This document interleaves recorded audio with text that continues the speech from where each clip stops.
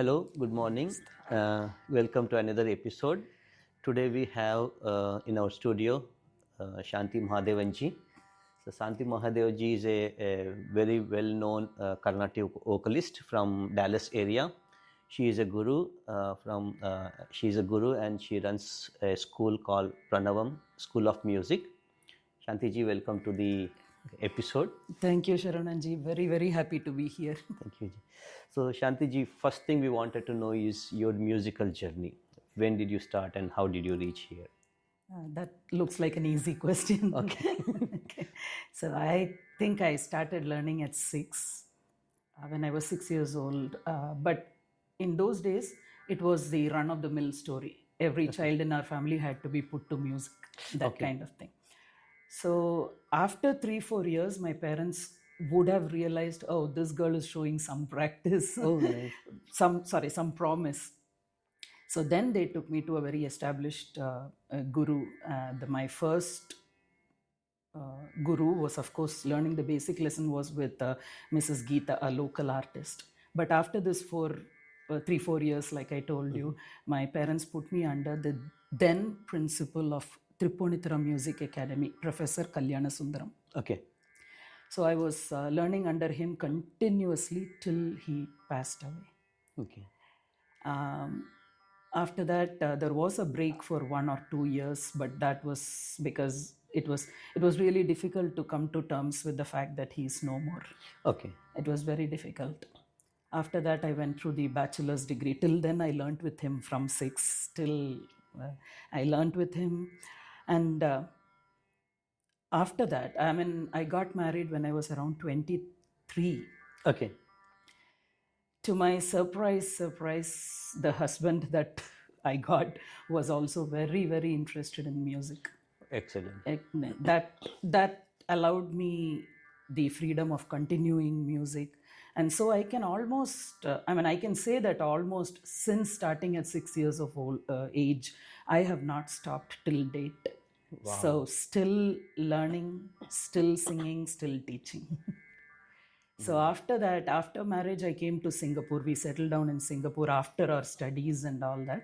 For studies, both of us had gone to England actually. Okay. After that, we came to Singapore and settled, and that is when I joined the daughter of Sangeeta Kalanithi, Dr. S. Ramanathan. Mm-hmm. So I was under her tutelage for about 1.5 years. Okay.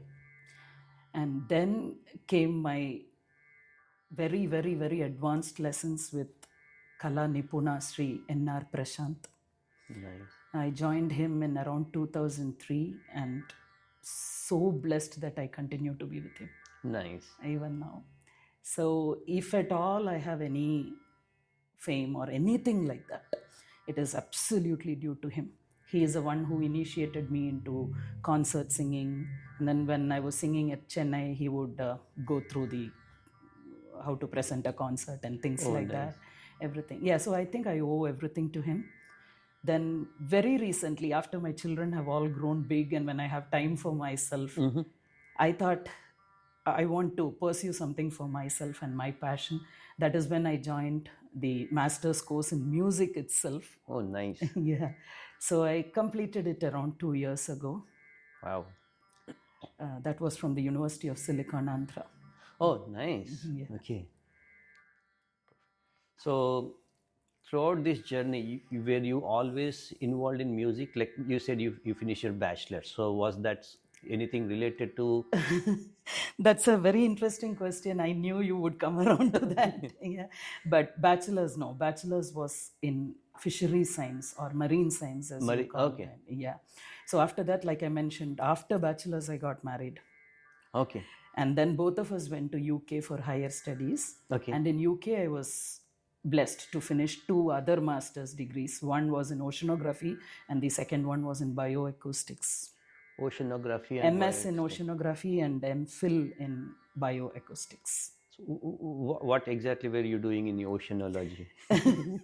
Yeah, like when I was doing bioacoustics, it basically translates as acoustics or the sound, physics of the sound made by biological organisms. Okay. But my area of focus was dolphins. Dolphins. Oh, Yes. nice. Oh, because of that echolocation. Echolocation and things like that. So major part of my master's degree for bioacoustics I spent with the dolphins in the ocean.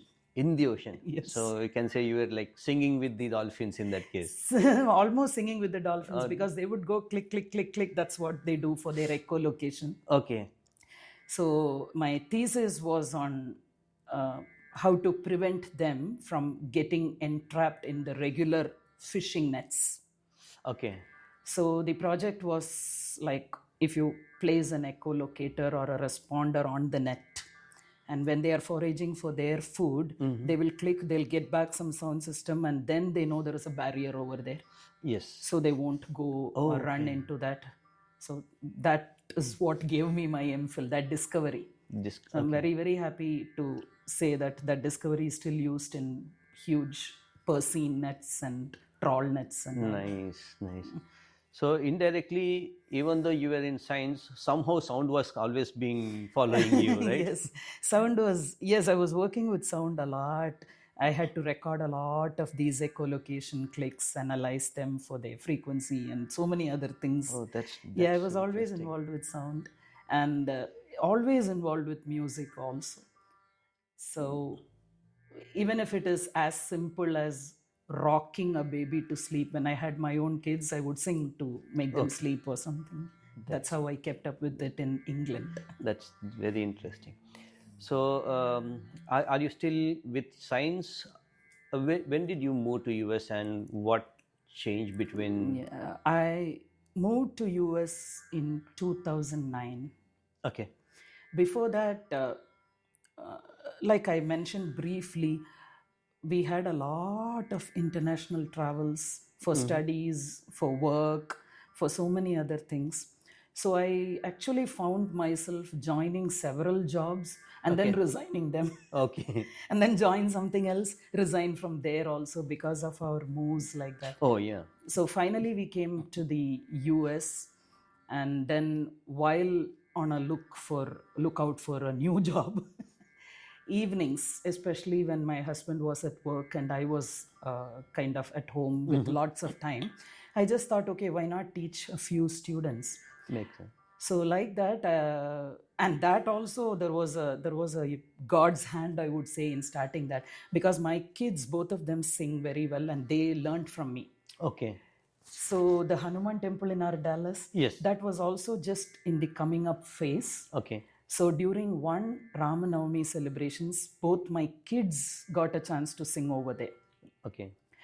So then people who heard them naturally asked them, who is teaching you and all those things. So that is how I got initiated into teaching in America. But I was teaching earlier. Okay. So to be very honest with you, I started with around 4 or 5 kids, teaching them at home. And those 4 or 5 included my own kids as well. Okay. But due to God's blessings or Guru's blessings, I don't know, in 2-3 years' time, it became a large number, so much that we had to move out of the house. You know, when it is in the house, you have privacy issues, parking issues, those kind of things. So we looked for a studio, and then our first studio and the headquarters is still in Allen. Allen, oh, okay, that's the first studio. That is the first studio. And this one where we are recording now at Frisco, that is the second one. Okay. And we also have a branch at Irving now. Irving, okay. Yeah. So now you have 3 schools. 3 branches of the schools in 3 parts of the big metroplex. So pretty much this is your full time now. Pretty much it has become, excuse me, it has really become full time because we have online classes also in the morning. Okay. So we have students from far-flung places like Dubai and even India. Oh. So I do online classes in the morning, and then the schools, elementary, middle school, all get released at different times, right? That is correct. So we have evening classes starting at around 4. 4, okay. Different levels of students will come at different times, and every day we go on till earliest 8:30, but we go on till 9 also some days. So 4 to 9 on every day is at the studio. Mornings is online. So you move to all these 3 branches depending on which day what class is, or you have Yes. teachers who help you along? We actually, like I said, we are very, very, very blessed. From the 4 or 5 students in the beginning, in 2 or 3 years it became 50, 60, and now very, very extremely happy and blessed and honored to report to you that we have more than 400 now. Wow. So especially with this year's Vijayadashmi admission. So it's just understandable or comprehensible that 400 students I cannot handle alone. Never. So yes, we have another member of faculty. Her name is Anandi Iyer, but very lovingly we call her Anu. Okay. Yeah. So she helps me in teaching all the beginners and a little bit. She basically handles all the basic lessons, as we call it. Okay. And when they come to intermediate or slightly above that, they transfer over to me. Okay. So to answer your question, yes, we move to all 3 branches depending on the days. That's interesting. So next thing I wanted to ask you is, you said you did the basics and intermediate, and now you are still learning advanced music lessons, right? So the one of the biggest challenge, especially in our music, is the Guru Shishya Parampara, right? So nothing is pre-recorded that, you record and then kids learn from there. Yeah. So the biggest challenge is, without gurus, these nuances, these advanced lessons are may get stuck with the guru himself or herself, right? So what do you think we should do to have this knowledge keep going on? Because for that you need advanced students at that level, right? So only then you'll be able to teach. You cannot teach advanced to lower starting level. So students. how do you encourage kids so that this That's a very, very good question, I would say, and I very much look forward to answer that question also. So I want to use the analogy of going to a temple. Okay. So initially, when you go to a temple, you go there with a lot of requests. Oh God, make my illness go away, or allow me to buy a car, or take away my pain, or give me that, give me this. We go like that, right? All the requests, yes. So once you keep doing that, once you keep taking them regularly or something like that, at some point of time, all these personal requests will go away. That is correct. And you go there to seek that spirituality. Yes. So initially it is kamyam, and then it becomes nishkamyam. Okay. So exactly like that in music also. Initially you teach them, and to help them develop an interest, definitely there must be a reward system, in my opinion. Okay. We must show them carrots. Yes. And keep going. Later on they will realize the importance of that wonderful cultural aspect of our country, and they will start getting involved. Okay. So what I tell them is, suppose they have a class on Monday. There is no use sitting down on Sunday and singing for 4 hours or 5 hours. Makes sense. Every day 30 minutes or 45 minutes is always going to be better. That is true. So how do you develop that? Right from the young age, I ask them this question also. You are taught to eat, right? Initially the parents feed you, after that you're taught to eat. So when you pick up a food item, how does it go to your mouth always, and not to the eyes and not to the ears later on? Correct. It's absolutely because of practice. Just like that, if you keep practicing, the music should also come, or the practice of music should come naturally to you. Another example I use is when they go to school. Okay, whether they are having a very tough day with exams or very tough day with projects and homeworks, they still don't forget to brush their teeth or eat their breakfast. Yes. How did that come? Because it's a part of their routine. It's a part of practice. Or another simple example, I call them by their names, or their parents call them by their names. For example, I call you Sharavananji. How come I don't forget your name, or the parents don't forget the children's name? Because they are using it constantly. Yes. right? The children call me Shanti auntie. How come they don't forget my name? Because they are doing it constantly, calling me with the name. Just like that, if you practice music constantly, it is definitely going to come out better and better. God. So as a parent or a guru, the idea is to encourage kids to not only practice but be consistent, right? So even if it is a small portion, do it consistently. Yes, consistency is a very, very big chunk of whether you sing well or do anything well. Okay. Rather than just come to class today, forget about it, and then come again next week, same time. That doesn't ring true at all. Perfect. This is very informative. In fact, this opens up more opportunities. Now the kids and audience who are listening to us know that Guru's point would be, as you said, the example of a temple. Like initially, yes, Guru will give, then eventually you should start taking it, right? Yes, yes, that is very much. And two other things I try to encourage them to be very interested. I just want to bring this. Thankfully, I am able to speak in at least 4 or 5 different languages fluently. So very young kids, if they are coming, if I talk to them, if I communicate to them in a language that they are comfortable with, then they sit in the class paying more attention. Okay. Rather than force a foreign language on them suddenly. Later on, of course, we have to talk to them about Sanskrit or whatever the composition language is. Yes. But then initial introduction, if it is talking to them, relating to them at their level, then it is better. That is one thing. And the second thing is, if they come a little above the basics level, other than the sarigama line, when they come to a little higher than that, suppose I'm teaching them a song, what I find holds their interest is talking to them about that song.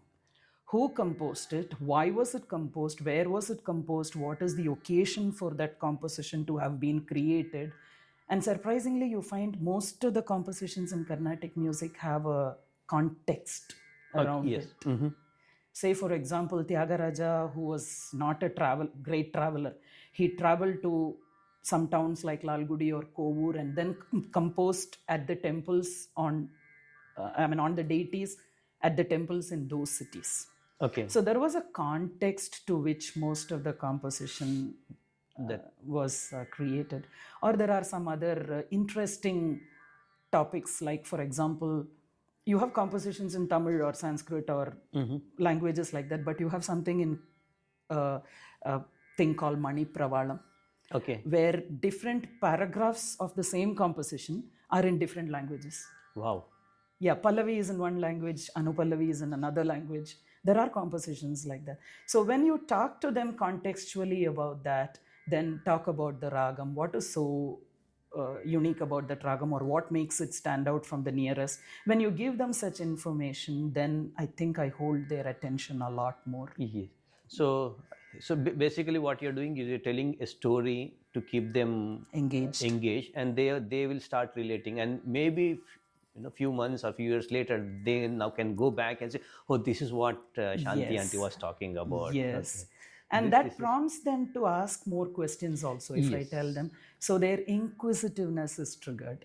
And that is what I like, curiosity and all those things. So if they develop that natural inquisitiveness or curiosity, then they tend to pay attention more and work a little more. Nice. So from this conversation, what I realized is you are a good musician, but more than a musician, you are a very good teacher. Oh, thank you so much. Because some of the basic examples you gave, anyone can relate. You're not using the technical words. You're using the word that I can understand versus a little kid can understand. So I think that plays a huge role when you're teaching, and not just teaching, but bringing the interest and passion into the kids. Thank you, sir. Thank you, sir. Teaching has really always been my passion. So like I was telling you earlier, I was teaching biology and bioacoustics. Yes. But then since 2009, I made a very conscious decision to shift to music. So this reminds me, like when I was learning in high school and colleges, so learning is a big challenge because you have to sit for hours together and try to understand. So my professor used to say, the fastest way to learn is become a teacher.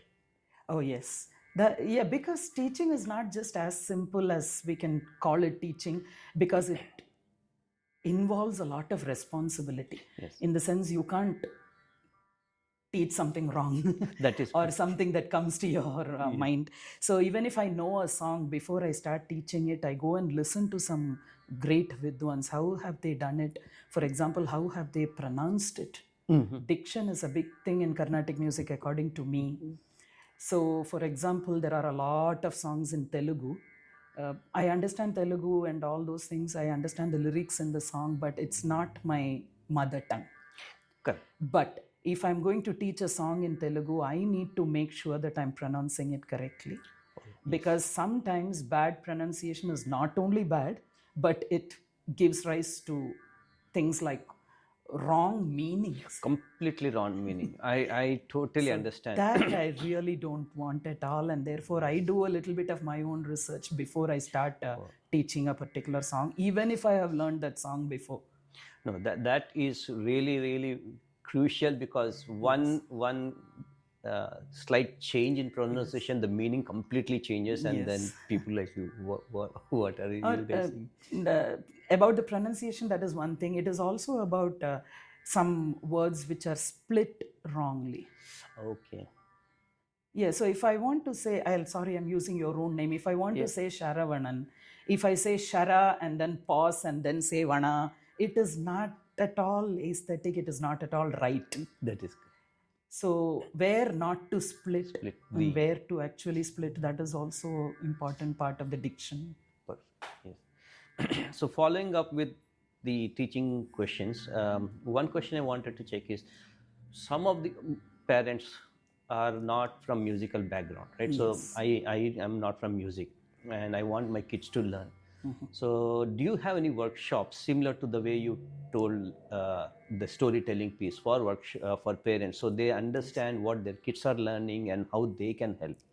Yes, that's a very good question, and we do have workshops for parents. We try to keep it biannual, 2 times in a year at least. Okay. But again, I have to be very honest with you, because of work pressure or something, the attendance has not been good. Okay. So what we try is we refocus on the children only. So instead of just telling them to practice, we try to give them a lot of props, like for example, real printed notes. Okay. Or our voices singing that particular thing, that particular lesson. So they have the recording, they have the notation, they have so many props to help them like that, and there is no reason for not practicing. Okay. So if they practice, I strongly believe that if they make a sincere trial, they will get it. And what I base that sentence on is myself, because I am a first generation singer in my family. Okay. There are no other musicians, so-called musicians in my family that I know of. Okay. So if I have achieved anything today, it is definitely through effort. So the same thing I tell them also. Even if you don't have a musical background, if you put in the necessary amount of effort, you can do it. You can surely do it. Definitely. That one curious question. So when you were singing with the Dolphins, right? Okay. So did you see any pattern with the fishes and the sounds they produce? Does it have same meaning, different meaning, like no different shrutis kind of? Let me talk in two schools of thought about that. Okay. One school of thought is scientific, and yes, they do have a very good communication. Okay. And that language, what they use is being deciphered now, but we know that they do communicate. Because, for example, my first-hand experience, if a dolphin is caught in a fishing net, Okay. the one that is caught, of course, makes distress sounds and all those things. But its close family are also always hovering around and making those distress signals, which bring more dolphins. Okay. So they are communicating something. And although I have not experienced it personally, but I've heard real stories from my professors that dolphins do seek human help also to get some entrapped dolphins out of the net and things like that. They come near the boat and really request for help. And there are divers that have gone in and saved the dolphins from the net. So there is a big communication. That is the scientific part. The other school of thought, the part relating it to music, is just like we have so many different types of kids in one and the same class. Like that, there are so many different types of dolphins in one and the same pod. Okay. Some, especially the younger ones, are really, really naughty. Okay. And the parents do communicate to them, and almost it feels to us humans like they're saying, hey, don't do that. Okay. Yeah, they do go near the fishing nets, and then the parents make shrieking noises and yelling noises. Oh, They do that. So that is similarity. nice. That's Yeah, interesting. in music class also, some of them are very shy, and at least for the first 2 classes, they want their moms or dads to sit with them. Some others are very extroverted, and they'll come and ask, Auntie, what is your name? Okay. I mean, they'll start communicating very quickly. What are you going to teach me? Nice. First class. So, yeah, children and dolphins, yes, I see a big relation between them. Nice. That's very interesting. So I think that's all the questions I had to learn about you and your musical journey and your future. One thing I definitely want you to say is one of the quote you have in your school, which is very, very, I mean, I really like the way it's written. So I want you to tell the audience what exactly it means. Yes, it's my to-go quote, and I quote it often to the children also. It is, I mean, I've been encouraging you to practice. So please practice, not till you get it right, but till you cannot get it wrong. That's beautiful. I think we are also running out of time, Shantiji. Thank you very much for the talk show, and hopefully we'll see you again with more such episodes. Until then, thank you very much. Thank you. Thank you to Saravana Creations for having me, and it was indeed an honor. Thank you for inviting me. Thank you, ma'am.